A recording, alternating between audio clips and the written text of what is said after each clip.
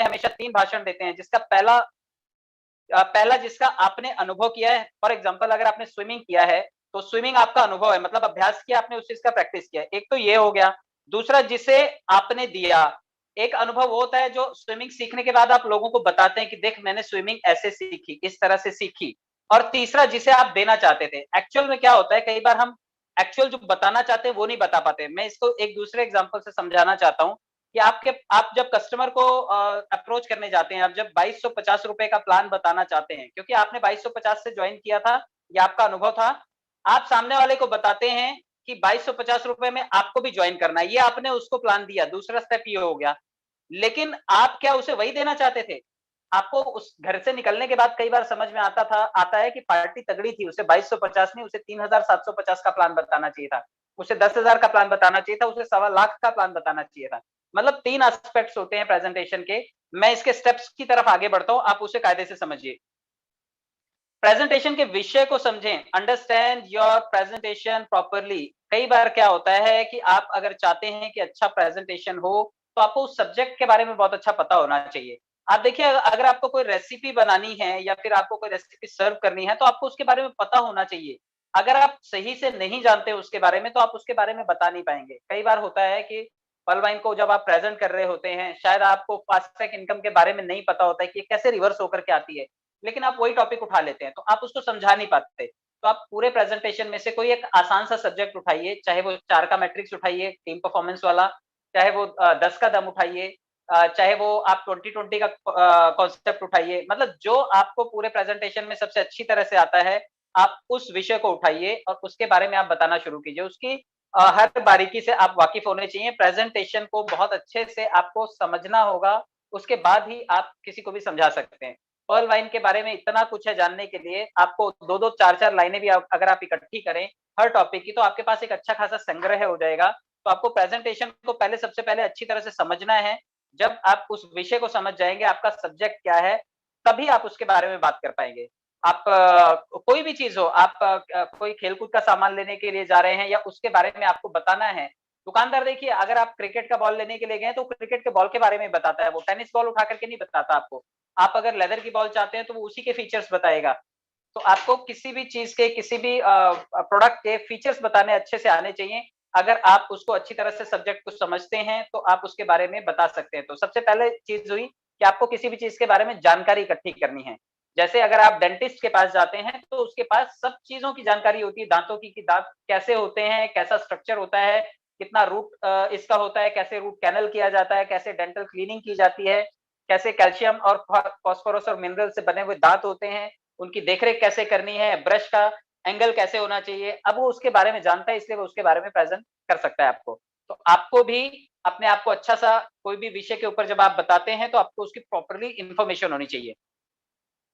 दूसरे दूसरे स्टेप पर आप बढ़िए, तो प्रेजेंटेशन देने से पहले अच्छे से तैयारी करना सबसे बड़ी बात होती है। अच्छे से तैयारी करना। अक्सर क्या होता है कि लोग बिना तैयारी के पहुंच जाते हैं, बाद में याद आता है कि भाई ये तो ऐसा फौजी है जो बंदूक लेके आया, लेकिन कारतूस वो नीचे छोड़ आया, आपने जो आर्टिलरी है वहीं पर छोड़ आया है, सारे के सारे बंदूक की गोलियां वहीं पर हैं। तो आप ऐसा नहीं कर सकते।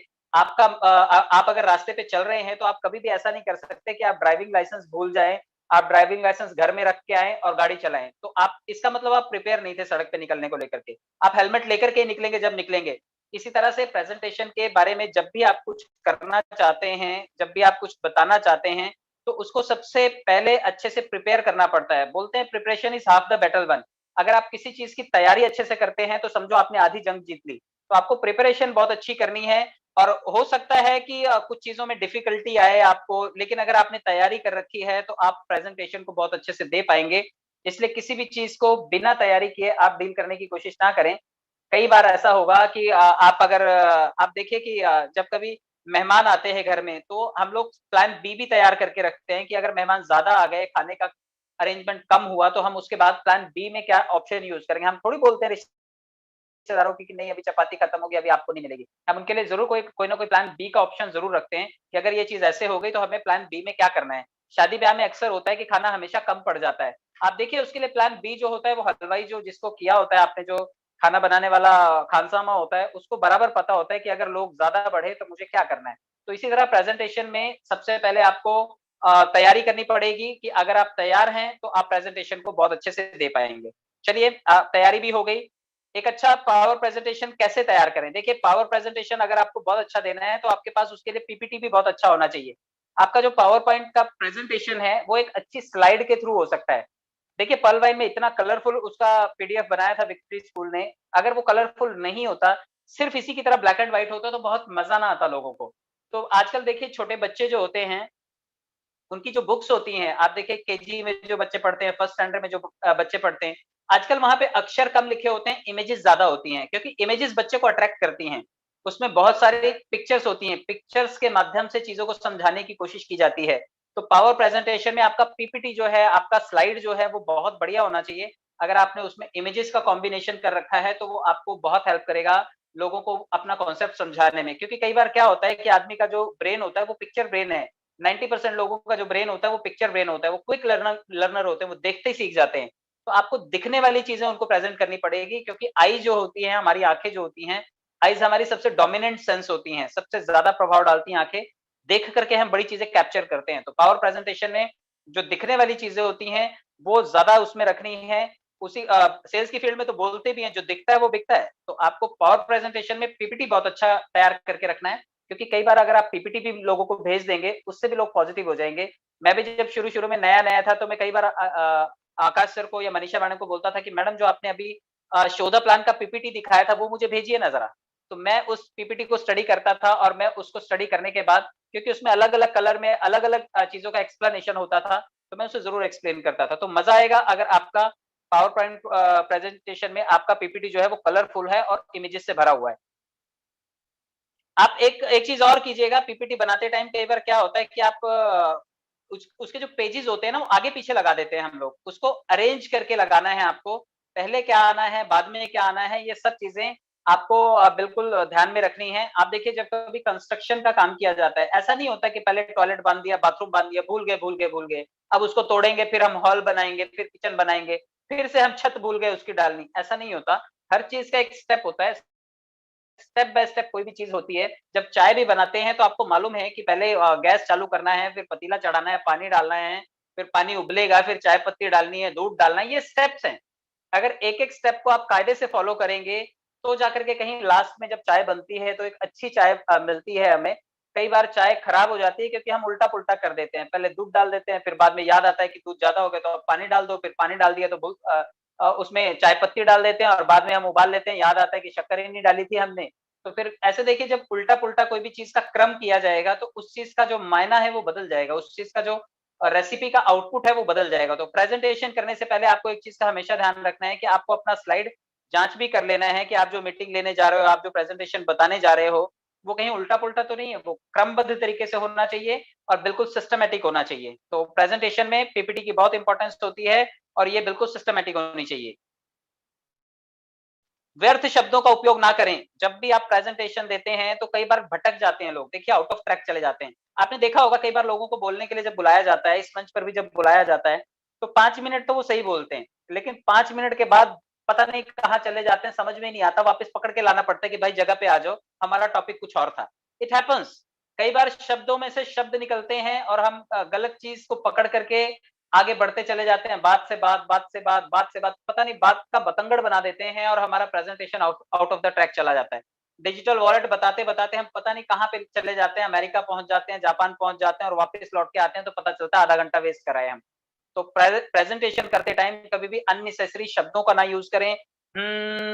हाँ, क्या बोल रहा था मैं? ये ऐसे जो शब्द होते हैं ना, कई बार इनको लंबा ना तानें आप।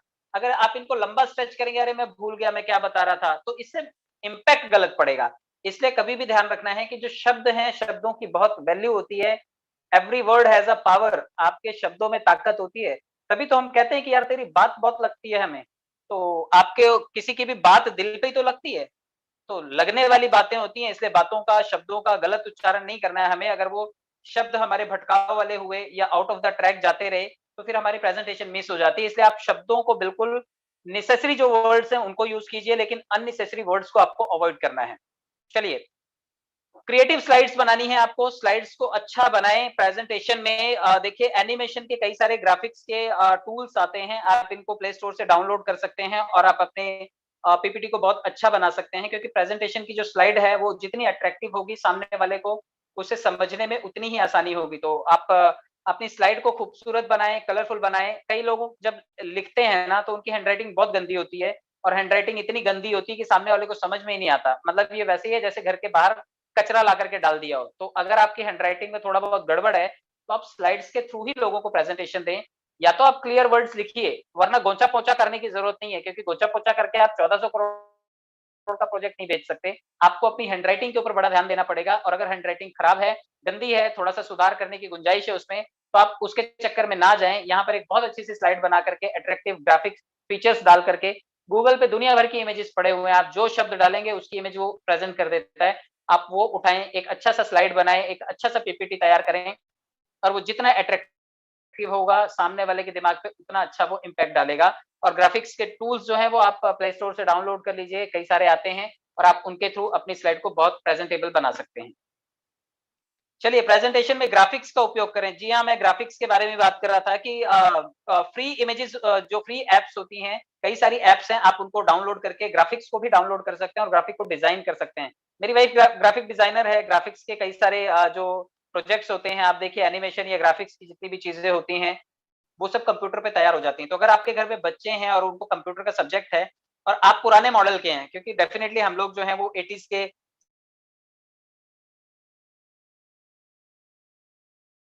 ये चैलेंज हमेशा रहेगा कि हम लोग कंप्यूटर में इतने स्मार्ट नहीं है, लेकिन जो आज की जनरेशन है वो कंप्यूटर में स्मार्ट है। मेरे को मेरी छोटी वाली बेटी कभी-कभी बताती कि पापा ये ऐसे नहीं, ऐसे करना चाहिए।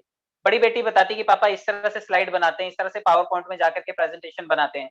तो मैं मेरी बेटियों से भी सीखता हूँ। तो आप ग्राफिक्स का उपयोग करें, ग्राफिक्स का यूज करके आप अपने पीपीटी को, अपने स्लाइड्स को, अपने प्रेजेंटेशन स्किल्स को बहुत अच्छा बना सकते हैं, और आपका जो स्लाइड है वो बहुत खूबसूरत हो जाएगा।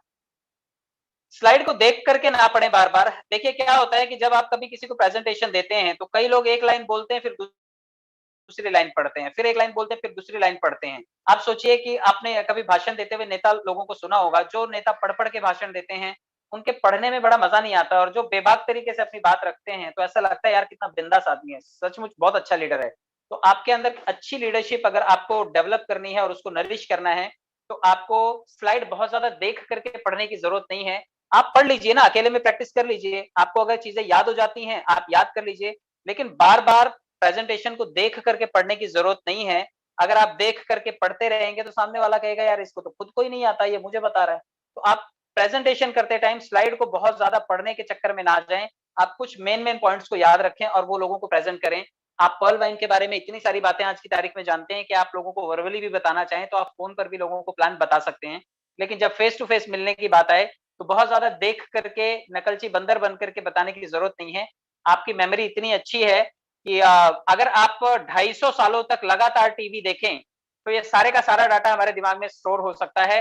80 बिलियन न्यूरॉन्स है हमारे दिमाग में, हमारे दिमाग की कैपेसिटी बहुत ज्यादा है। एक न्यूरॉन की कैपेसिटी होती है लगभग 256 जीबी या 512 जीबी, और ऐसे 80 बिलियन न्यूरॉन्स है। मतलब अगर 250 साल तक टीवी लगातार चलता रहे, उसमें जो जो शब्द, जो जो कंटेंट है, वो एज इट इज हमारा दिमाग याद कर सकता है, इतनी हमारे ब्रेन की कैपेसिटी है। और जो दुनिया भर के जितने भी लोग हैं, वो अपने ब्रेन का हार्डली 1 या 2% इस्तेमाल कर पाते हैं। अगर 3 या 4% इस्तेमाल हम लोग कर पाए, तो आइंस्टाइन और बड़े-बड़े साइंसदान हम लोग बन जाएँगे। तो आप ये समझिए कि दिमाग की कैपेसिटी बहुत है, हर चीज़ देख कर के पढ़ने की ज़रूरत नहीं है आपको। एक और चीज़ होती है, जो प्रेज़ेंटेशन देते टाइम लोग नर्वस हो जाते हैं। आप गलत बोल रहे हैं, ये आपको पता होता है, सामने वाले को तो कुछ पता ही नहीं होता है। अच्छा, पर्ल वाइन को जब बताने के लिए आप लोगों के पास जाते हैं, तो आपने ये कभी सोचा कि पर्ल वाइन के बारे में आपको 2 महीने हुए हैं, आपको 15 दिन हुए हैं, आपको 2 साल हो गए हैं इसके साथ में, सामने वाले को 2 मिनट का भी अनुभव नहीं है। तो आप गलत बोल रहे हैं या सही बोल रहे हैं, उसको क्या फ़र्क पड़ता है? आपको नर्वस नहीं होना, ये आपको ध्यान रखना है। कई बार नर्वसनेस के चक्कर में आपकी आँखें देखिए थोड़ा इधर-उधर डरी-डरी सी हो जाती हैं, आपकी बॉडी लैंग्वेज थोड़ी-सी शिथिल हो जाती है, आपके हाथ थोड़े-से काँपने लगते हैं, पैर थोड़े-से हिलने लगते हैं, हार्ट बीट थोड़ी-सी ओवर फ्लक्चुएट होने लगती हैं, और ज़बान जो है वो आपकी लड़खड़ाने लगती है। ये नर्वसनेस के सिम्पटम्स होते हैं। तो प्रेज़ेंटेशन करते टाइम आप बिंदास तरीके से, बिल्कुल बोल्ड तरीके से आप अपनी बातों को रखना सीखिए, क्योंकि अगर आपने अपनी बातों को बिना नर्वस हुए रखना सीख लिया, तो समझिए आपके अंदर ये लीडरशिप की पहली निशानी है। आपको अपने अंदर ये नर्वसनेस को धीरे-धीरे करके कम करना है, और ये एक दिन में कम नहीं होगी। कोई गोली नहीं मिलती मार्केट में जाकर के कि मेडिकल स्टोर से ले आए या किराना माल से जाकर के आप ले आए, या बिग बाजार में मिलती हो। नर्वसनेस सिर्फ और सिर्फ दूर होती है प्रैक्टिस से। अगर आप लगातार किसी चीज का अभ्यास करते रहेंगे तो आपके अंदर से ये नर्वसनेस ऑटोमेटिक चली जाती है। आप सही शब्दों का चुनाव भी कर पाएंगे और अगर कुछ गलत बोल भी देते हैं तो आपको टेंशन लेने की जरूरत नहीं है। आपका प्रेजेंटेशन बिल्कुल खराब नहीं होगा अगर आपने बिल्कुल बिंदास तरीके से अपनी बात को रखा है। तो प्रेजेंटेशन के दौरान आपको बिल्कुल भी नर्वस नहीं होना है। टाइमिंग का ध्यान रखें। मैंने अभी थोड़ी देर पहले भी बताया कि कई लोग जो बहक जाते हैं, शब्दों को गलत यूज़ करते हैं या फिर गलत शब्द की टाँग पकड़ के बाल की खाल निकालते बैठते हैं, तो इस चीज़ का बिल्कुल ध्यान रखना है कि टाइमली चीज़ें खत्म होनी चाहिए। एक चीज़ का निर्धारित समय होता है। देखिए कई बार क्या होता है जब होस्ट जो है वो सामने वाले को बताता है कि सर आपके पास 3 मिनट है और पता चलता है सर जी 30 मिनट बोल गए। अब सर इज़्ज़तदार हैं, सीनियर हैं इसलिए सर को टोका भी नहीं जा सकता। लेकिन इस इज़्ज़त के मारे सर भूल जाते हैं कि मुझे 3 मिनट का टाइम दिया गया था और मैंने 30 मिनट ले लिए क्योंकि मैंने 10 लोगों का एक्स्ट्रा टाइम ले लिया, ये उनको ध्यान ही नहीं रहता। आप लोगों को एक चीज़ का ये भी ध्यान रखना है कि जब आपने 2 मिनट, 5 मिनट किसी से माँगे हैं, तो 2 मिनट, 5 मिनट में आप अपनी बात को कंप्लीट करने का पूरा-पूरा ऑब्जेक्टिव रखें। अगर इस चीज़ का आप ध्यान रखते हैं, तो आपकी प्रेज़ेंटेशन जो है वो काबिल-ए-तारीफ़ होगी। वरना क्या है टाइम ज़्यादा ले लेने से ऐसा नहीं होता कि ज़्यादा बता देने से सामने वाला पॉज़िटिव होता है। सामने वाला कभी भी इस चीज़ से इम्प्रेस नहीं होता कि आपने बहुत लंबी चीज़ें बताई और बहुत बड़ी-बड़ी चीज़ें बताई। सामने वाला ये देखता है कि इसने टू द पॉइंट मुझे क्या-क्या बताया। कई बार उसको आपकी शक्ल देख करके ही वो इम्प्रेस हो जाता है कि भाई ये आदमी आया ना बहुत अच्छा बोलता है, बहुत अच्छी स्माइल है, चल ठीक है यार तू दे दे, तू जो देगा मैं ले लूँगा। लेकिन कई बार लोग अननेसेसरी चबाते रहते हैं, पता नहीं क्या बताते हैं और अगर किसी से फ़ॉलो अप लिया भी जाए कि सर ने क्या बताया, तो कोई उसको रिपीट भी नहीं कर पाता क्योंकि कहानी का कोई सिर-पैर है ही नहीं। कभी राम जो है वो महाभारत में आ जाते हैं, कभी शकुनी जो है वो रामायण में घुस जाता है। तो आपको ये चीज़ का बिल्कुल ध्यान रखना है कि टाइमली समय का सदुपयोग करना है और एक निर्धारित टाइम आपको डेडलाइन डिसाइड करनी है कि अगर सामने वाले ने 5 मिनट का टाइम दिया है तो कोशिश कीजिए 5 मिनट में खत्म हो जाए। आप 2 मिनट ज़्यादा ले सकते हैं, लेकिन ऐसा ना हो कि बीच में फिर आपको नॉक करके रोकना पड़े कि सर बस कीजिए ना, अब तो अब बाकी बच्चों की जान लेंगे क्या? तो आपको इस चीज़ का बिल्कुल ध्यान रखना है कि समय का बिल्कुल सदुपयोग करना है। देखिए keep it short and simple ये एक चीज़ का एक और फ़ॉर्मूला बताया हुआ है कि आप अगर अच्छा प्रेज़ेंटेशन करना चाहते हैं, तो संक्षिप्त में लोगों को उतना ही बताना है जितना लोगों को पसंद आए। कई बार क्या होता है बातें लंबे होने की वज़ह से चीज़ें बोर होने लगती हैं। तो आप बातों को अननेसेसरी स्ट्रेच ना करें। बातें अगर ज़्यादा लंबी हो जाएँगी, तो सामने वाले को मज़ा नहीं आएगा। इसलिए एक गिवन टाइम में लिमिटेड शब्दों में आप अपनी बात को कंप्लीट करने का पूरा-पूरा प्रयास करें। तो प्रेज़ेंटेशन में ये कुछ पॉइंट्स हैं जिनको आप यूज़ करके अपनी प्रेज़ेंटेशन को अच्छा बना सकते हैं। जिस विषय पे आप प्रेज़ेंटेशन दे रहे हैं इसका सारांश भी मैं बता देता हूँ कि क्या-क्या ध्यान रखना था आपको। जिस विषय पे आप प्रेज़ेंटेशन दे रहे हैं उसके बारे में पूरा ज्ञान होना चाहिए, जानकारी होनी चाहिए, कोई गलती ना हो। निर्धारित समय पर खत्म करना चाहिए, पूरे दिन का प्रोग्राम क्योंकि सभी का पूरे दिन का अलग-अलग शेड्यूल होता है, किसी को अलग मीटिंग में भी जाना होता है, किसी को कोई अलग काम भी होता है। कई बार आपके चक्कर में वो रुका रह जाता है, तो इसलिए टाइमली खत्म करना है। अपने टॉपिक पर ही बात करनी है। प्रेज़ेंटेशन करते टाइम आपको पर्ल वाइन के बारे में बता रहे हैं, तो सिर्फ़ पर्ल वाइन के बारे में ही बात करनी है। आप अपने प्रेज़ेंटेशन को नर्वस होने से बचना है आपको, आपको नर्वस नहीं होना है क्योंकि अगर आप नर्वस होंगे, तो आपका प्रेज़ेंटेशन में से आपका कॉन्फिडेंस चला जाएगा, सामने वाले को रॉन्ग मैसेज जाएगा। और रिस्पेक्टफुल शब्दों का इस्तेमाल करना है प्रेज़ेंटेशन में जैसे कि थैंक यू होता है, सॉरी होता है, प्लीज़ होता है। ये सभी शब्दों का जब आप उच्चारण करते हैं, तो सामने वाले के लिए एक सम्मान का भाव आप प्रकट करते हैं। तो ये सभी चीज़ें अगर आप करते हैं, तो आप एक बहुत बढ़िया पावर प्रेज़ेंटेशन तैयार कर सकते हैं और सामने वाले को एक अच्छा मैसेज कन्वे कर सकते हैं। Thank you very much. ये मेरा टॉपिक कंप्लीट होता है यहाँ पर। तो इसके बारे में अगर कोई ओपिनियन देना चाहें तो आप